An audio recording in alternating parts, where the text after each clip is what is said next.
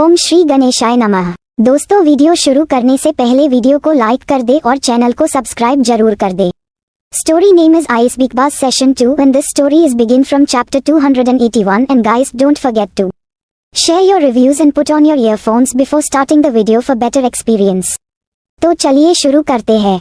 और यह सुनकर समर थोड़ा हैरान होते हुए बोला, क्या तू आशी, तू पागल है, तू घायल है, इस कंडीशन में तू कैसे जाएगी? देख वहाँ खतरा बहुत होगा क्रिश या उसके लोगों की नजरों में, अगर तू आ गई तो बहुत प्रॉब्लम हो जाएगी। कुछ नहीं होगा, मुझ पर भरोसा रख समर। और इतना कहकर आशी ने कॉल डिस्कनेक्ट कर दिया। अब वह अपनी जगह से खड़े होकर क्लोजेस्ट एरिया में जाकर धीरे धीरे अपनी ड्रेस चेंज करती है और फिर वह सीक्रेट दरवाजे से समर के साथ उसकी स्पोर्ट बाइक पर निकल गई। हालांकि यह काम समर अकेले भी कर सकता था, लेकिन न जाने क्यों आशी यह काम खुद करना चाहती थी। आशी को इस ज्वेलर का एड्रेस इस बॉक्स से मिला था, जिस बॉक्स में कृष ने उसके लिए डायमंड से बनी हुई पायल मंगवाई थी। और अब थोड़ी ही देर में वह दोनों भेस बदलकर उसे ज्वेलर के पास जा चुके थे। अभी समर और आशी एक दूसरे को ऊपर से नीचे तक देखते हैं। दोनों ने एक गुजराती इंडियन बिजनेसमैन और उसकी वाइफ का लुक ले रखा था। समझ ने धोती के ऊपर कुर्ता और सर पर एक टोपी पहन रखी थी, आंखों पर चश्मा जिसमें चैन लगे हुए थे, हाथों में छड़ी और झुकी हुई कमर, पैरों में मोजड़ी। वह अपने मुंह को लगभग एक बूढ़े आदमी की तरह चला रहा था। आशी, जिसने एक गुजराती लहंगा चोली पहन रखी थी, सर पर आंचल, माथे पर मांग टीका, गले में नेकलेस, हाथों में भर भर के चूड़ियां, आंखों पर चश्मा और हल्का कांपता हुआ बदन।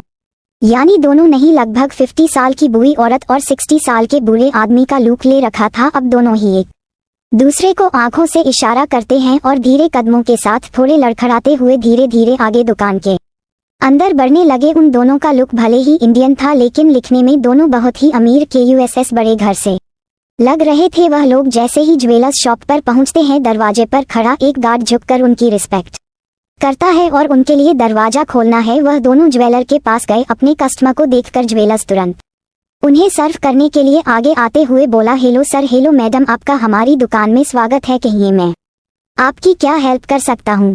ज्वेलरी की शॉप पर सेल्स बाय इंग्लिश मैन था, जो उन दोनों से इंग्लिश में बातें कर रहा था। तभी समर एक बूढ़े आदमी की तरह अपनी लड़खड़ाती हुई जुबान में आशी की तरफ देखते हुए बोला, बोलो जी, क्या लोगी तुम? हीरो का हार मंगा दूं या सोने के कंगन? समर की बात सुनकर आशी एक बूढ़ी औरत की तरह अपनी लड़खड़ाती जुबान में बोली, माने ना तो हीरोनो नेकलेस जोए छे, ना तो सोनानी मने कान्हा जी नु लोकेट जोए छे। और आशी की बात सुनकर दुकान पर खड़ा दुकान का मालिक, जो कि शायद इंडियन गुजराती था, तुरंत ही खुश होकर आगे आया और हिंदुस्तानी प्रेम दिखाते हुए उन लोगों को कान्हा जी की लॉकेट के अलग अलग डिजाइन दिखाने लगा। लेकिन आशी उन सभी डिजाइनों को मना करते हुए खास डिजाइन मांग रही थी कि तभी उसकी नजर ज्वेलर के पास रखे हुए एक ट्रांसपेरेंट बॉक्स पर गई, जिसमें बहुत ही खूबसूरत कान्हा जी का लॉकेट था। उसे देखते ही आशी ने पहचान लिया कि यह वही लॉकेट है। आशी ने लॉकेट की तरफ इशारा करते हुए कहा, मुझे वह लॉकेट दिखाओ, मुझे ये काफी अच्छा लग रहा है। आशी की बात सुनकर ज्वेलर्स अपने कस्टमर को खुश करने के लिए उसे वह लॉकेट दिखाते हुए बोला, आपकी पसंद बहुत अच्छी है, मैं आपको बात नहीं सकता ये कितने बड़े आदमी के गले का लॉकेट है। उन्होंने फिलहाल तो मुझे रिपेयरिंग के लिए दिया है, लेकिन अगर आप चाहे तो मैं आपको सेम यही डिजाइन बनाकर दे सकता हूँ। कहते हुए उसने वह लॉकेट आशी को दिखाया। आशी वह लॉकेट देखते देखते धीरे से समर की तरफ इशारा करती है कि तभी समर अचानक की गिरने का नाटक करने लगा। अपने सामने बूढ़े आदमी को गिरते हुए देखकर दुकानदार ने तुरंत ही उसे संभालने के लिए अपना हाथ बढ़ाया, जिसके कारण उसका ध्यान कुछ देर के लिए इधर उधर हुआ।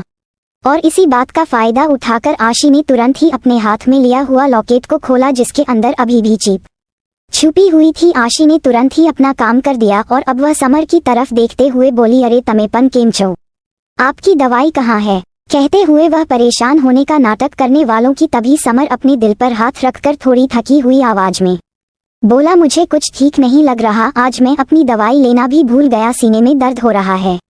और यह सुनकर आशी एक परेशान बीवी की तरह उसे डांटते हुए बोली, क्या आप दवाई लेना भूल गए? आप ऐसा कैसे कर सकते हो? आपको अपनी फिक्र ना है, मुझे कुछ नहीं चाहिए, आप पहले घर चलो और दवाई लो, हम बाद में आ जाएंगे। और आशी की बात सुनकर दुकानदार भी उसका सपोर्ट करते हुए बोला, हाँ जी, पहले आप अपना ख्याल रखिए, सामान आप बाद में ले लेना। दुकानदार के कहने पर वह दोनों धीरे से अपनी जगह से उठकर खड़े हुए और लड़खड़ाते हुए कदम से दुकान के बाहर चले गए। बाहर आने के बाद वह दोनों एक दूसरे का चेहरा देखते हुए चेहरे पर एक मिस्टीरियस स्माइल लाते है। समर ने आशी की तरफ देखते हुए पूछा, काम हो गया? और ये देखकर आशी ने हाँ में सर हिलाया। गुड, अब चलो, इससे पहले कि डेविडसन विला में KUSS को हम पर शक हो।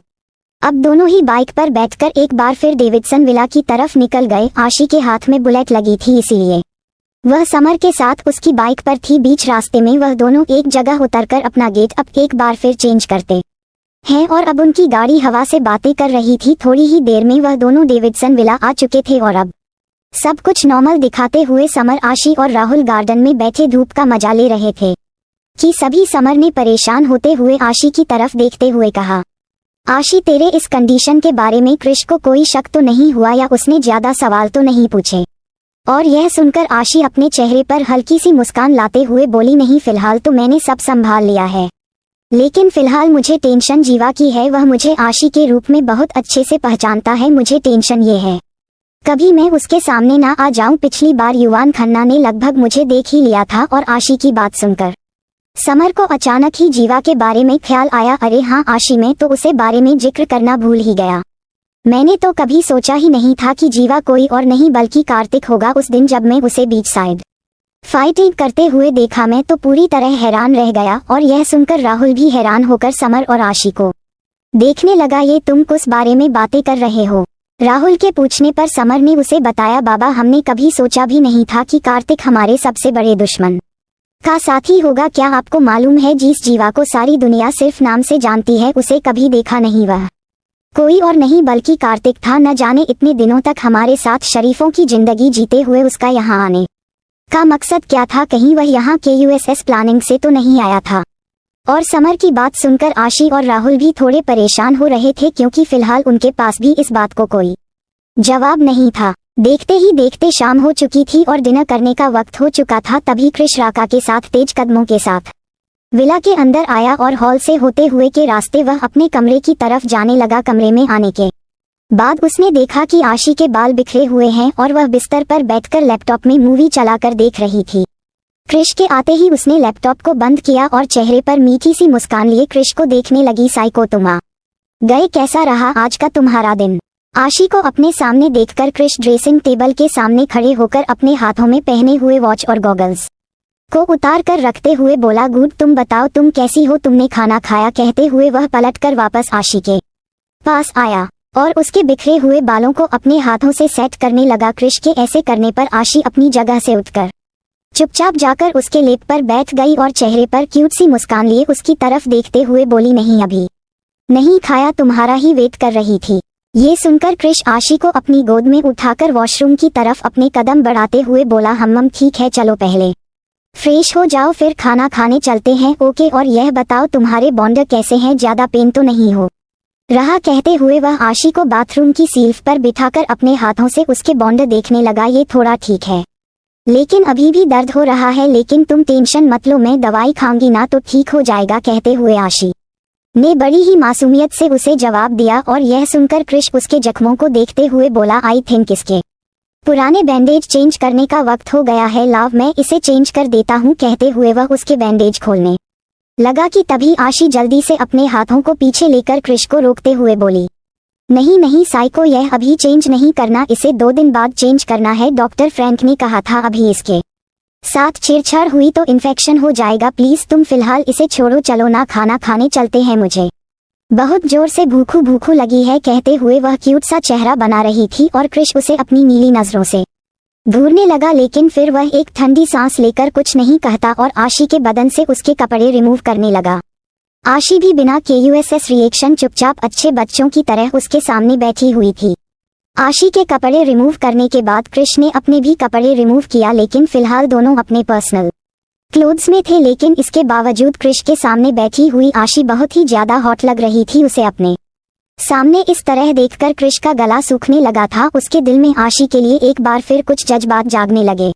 उसकी नजरें आशी के सीने के पास ही जाकर ठहर गई। वह धीरे से झुककर आशी के लाप्स पर अपने लाप्स रख उसे लगभग 5 मिनट तक बहुत ही प्यार से कुस कर रहा था। वह उसके लाप्स को अपने लाप्स में लेकर लगभग स्मूच करते हुए अपनी तरफ खींचते हुए कुस कर रहा था, जिसे महसूस करते हुए आशी को भी अच्छा लग रहा था। उसका दूसरा हाथ क्रिश के कमर में लिपट गए, लेकिन फिलहाल क्रिश आशी को परेशान नहीं करना चाहता था। वह KUSS तरह अपने जज्बातों को काबू कर आशी से अलग हुआ और उसके माथे से अपने माथा जोड़ अपनी मैग्नेटिक और डीप वॉइस में बोला, अगर तुम्हें चोट ना लगी होती तो खुद को कंट्रोल नहीं करता, तुम्हारा यह मासूम चेहरा मुझे आउट ऑफ कंट्रोल करता है फायरफ्लाई। क्रिश की बातों को सुनकर आशी का चेहरा शर्म से लाल हो रहा था। उसने शर्माते हुए अपनी नज़र नीचे कर ली। उसे इस तरह शर्माते हुए देखकर क्रिश के चेहरे पर कोई एक्सप्रेशन नहीं आए, लेकिन कहीं ना कहीं उसे आशी का यह एक्ट बहुत अच्छा लगता था। उसने आशी के माथे पर हल्का कुसकर उसे अपने हाथों से बात देना शुरू कर दिया। वह आशी को धीरे धीरे स्पंज बात दे रहा था। क्रिश के सेड्यूस टच को अपनी बॉडी पर महसूस करते हुए आशी को अपनी तन बदन में एक अलग ही सिहरन दौड़ रही थी, क्योंकि क्रिश उसे काफी अजीब तरीके से टच कर रहा था, जिसके कारण न चाहते हुए भी आशी के मुंह से सिसकियां किया निकल रही थी।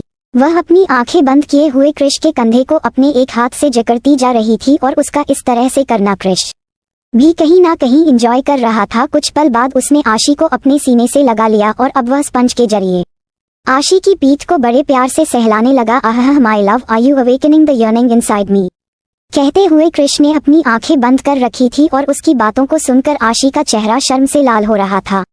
लेकिन क्रिश के सीने से लगकर आशी को भी एक अलग ही सुकून मिल रहा था। दोनों ही एक दूसरे की बाहों में पिघलने लगे थे, लेकिन क्रिश जानता था वह कुछ देर और इस तरह रहा तो शायद खुद को कंट्रोल नहीं कर पाएगा। यही महसूस कर उसने आशी को धीरे से खुद से दूर किया और उसके बदन पर बाथरूम लपेट उसे यूं ही बाथरूम के सिल्फ पर बैठा हुआ छोड़ वहां से जाते हुए बोला, मैं बस 5 मिनट में आया, तुम यही रहना ओके। क्रिश की बात मानकर आशी चुपचाप वहीं बैठी हुई थी और उसे सामने ट्रांसपेरेंट बाथरूम विंडो की तरफ शावर के नीचे खड़े होकर नहाते हुए देखने लगी। उस विंडो में क्रिश का हल्का सा रिफ्लेक्शन नजर आ रहा था। वहां सब कुछ क्लियर नहीं था।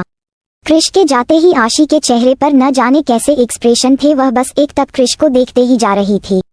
थोड़ी ही देर बाद क्रिश भी फ्रेश होकर अपनी कमर में टॉवल लपेटे आशी को अपनी गोद में उठाकर क्लोजेट रूम में दाखिल होता है और अब वह उसे अपने हाथों से एक लॉन्ग पजामा और लॉन्ग टी शर्ट जो कि गर्म कपड़ों से बना हुआ था नाइट ड्रेस के रूप में पहनाता है। इसके बाद वह आशी के सर पर एक गर्म टोपी पहनाकर और अपने कपड़े भी पहनकर वह यूं ही आशी को अपनी गोद में लिए हुए क्लोजेट रूम से बाहर निकला। आशी उसकी गोद में ब्राइडल स्टाइल में KUSS छोटे से बच्चे की तरह लटकी हुई थी। चलो फायरफ्लाई खाना खाने। और यह सुनकर आशी क्रिश के चेहरे को अपने एक हाथ में थामकर उसके गालों पर कुस करते हुए उसके चेहरे की तरफ अपनी टिमटिमाती हुई आंखों से देखते हुए क्यूट सी आवाज में बोली, मेरे प्यारे साइको, तुम मेरा कितना ख्याल रखते हो साइको, क्या तुम हमेशा मेरा ऐसे ही ख्याल रखोगे? ऑफ कोर्स माय लव, क्या ये पूछने वाली बात है? कहते हुए उसने भी आशी के लब्स पर लब्स रखे और उसे कुस करना शुरू कर दिया। इसके साथ ही उसने अपने कदम कमरे से बाहर बढ़ा दिए। आशी भी क्रिश को कुस बैक कर रही थी, लेकिन जब उसे यह महसूस हुआ कि वह लोग अब कमरे से बाहर जा रहे हैं, उसने क्रिश के लब्स से अपने लब्स को छुड़ाने की कोशिश की। लेकिन इससे पहले कि वह अपने लब्स को अलग करती, अचानक ही क्रिश ने अभी कुस को और भी ज्यादा डीप कर दिया। अब वह आशी के लूप्स को छोड़ने के लिए तैयार ही नहीं था। यह महसूस होते ही आशी की आंखें हैरानी से बड़ी हो गई, क्योंकि अब वह दोनों कमरे के बाहर थे। अब KUSS की भी नजर उन दोनों पर पड़ सकती थी। ये सोचकर ही आशी का चेहरा शर्म से लाल हो रहा था। अब उसने जो हाथ क्रिश के गले में लपेट रखा था, अचानक ही क्रिश के सीने पर रखकर उसे खुद से दूर करने की कोशिश करने लगी। लेकिन क्रिश तो जैसे अपने लब्स में उसके लब्स को दबा रखा था और उसे उसी तरह शक कर रहा था। आशी जाकर भी खुद को आजाद नहीं कर पाई, बल्कि क्रिश और भी ज्यादा फोर्स के साथ उसे कुस करने लगा, क्योंकि उसे आशी का खुद से दूर होना बिल्कुल भी पसंद नहीं आया। वह लगभग आशी के लूप्स को बाइट करने लगा था, जिसे महसूस कर आशी के मुंह से दर्द भरी सिसकियां निकल रही थी और अब उसकी आंखों से आंसू बहने लगे थे। लगभग 2 मिनट के स्ट्रगल तक आशी को समझ में आ चुका था क्रिश उसे छोड़ने वाला नहीं है और फाइनली उसने स्ट्रगल करना बंद कर दिया। लेकिन अगले ही पल उसकी आंखें हैरानी से बड़ी हो गई जब उसे कॉरिडोर के रास्ते में कुछ लोगों के पैरों की आहट महसूस हुई। वह अपना चेहरा घुमाकर उन लोगों की तरफ देखा तो नहीं पाई, लेकिन वह अच्छे से समझ चुकी थी कि यह घर की फैमिली मेंबर ही है और अब उसका चेहरा शर्म से पानी पानी हो रहा था। लेकिन क्रिश को तो मानो जैसे कोई फर्क ही नहीं पड़ा कि तभी अचानक ही अपने सामने क्रिश और आशी को इस कंडीशन में देखकर राका और याना अपनी ही जगह पर जम गए। So don't forget to share your review and comment your best part of an story. और अगर आपने अभी तक हमारे चैनल को सब्सक्राइब नहीं किया तो कृपया इसे सब्सक्राइब करें और बेल आइकन पर क्लिक करें ताकि आप हमारी नई कहानी पहले पा सके। And if you like my story so comments your feelings with heart emoji. तो मिलते हैं नेक्स्ट वीडियो, तब तक के लिए राधे राधे।